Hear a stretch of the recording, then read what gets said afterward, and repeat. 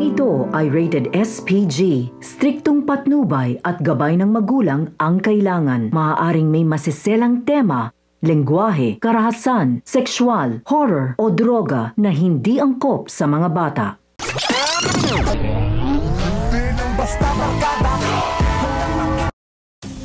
Sasakyan nga nila Tanggol ang paandar ni Celso upang hindi umano magbago ang pakikitungo sa kanila ni Celso at makakalaya pa din sila. Nalaman kasi ni Celso ang sinabi ni Marcelo na makakalaya na sina Tanggol. Ngunit nababahala naman si Celso sa magiging buhay nila Tanggol sa labas ng kulungan dahil batid niyang gagamitin lang sila ni Marcelo sa pansariling interes nito kina Tanggol. Kaya naman gusto ni Celso na pigilan ni Espinas ang nalalapit na paglaya nila Tanggol. Kaya naman naisip din ni Celso na sabihin kay Tanggol ang totoong pagkatao ni Marcelo upang sa ganitong paraan umano ay makapaghanda sina Tanggol kung sakaling makakalaya na ang mga ito. Sa kabilang banda, hindi na nga makapaghintay si Don Facundo na makalaya na sina Marcelo at ang taong sinasabi ni Marcelo na siya ngang sina Tanggol dahil kailangan na niya ng mga galamay.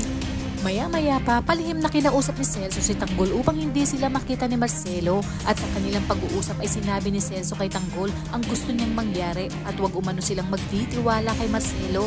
Sinabi nga ni Celso na kilala niya ang buong pagkatao ni Marcelo simula pa noon.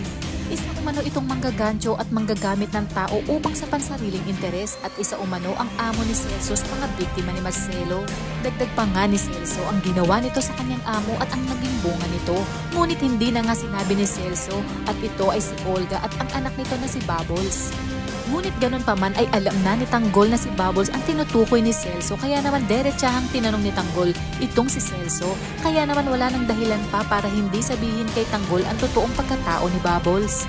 Inamin nga ni Celso na ayaw niyang malaman ni Bubbles ang totoong pagkatao nito at ang tungkol sa ama nito na si Marcelo dahil sigurado umano na malalagay sa panganib ang buhay ni Bubbles kapag nalaman ng mga Montenegro ang tungkol kay Bubbles.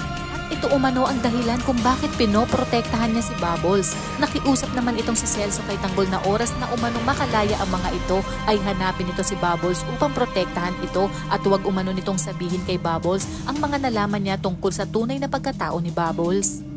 Kaya naman kapamilya, kung bago ka pa lang sa akin channel ay mag-subscribe ka na at i-click mo na rin ang bell icon para updated ka sa pinakahuling kaganapan sa paborito mong teleserye, ang FPJ's Batang Quiapo. Hanggang sa muli, salamat!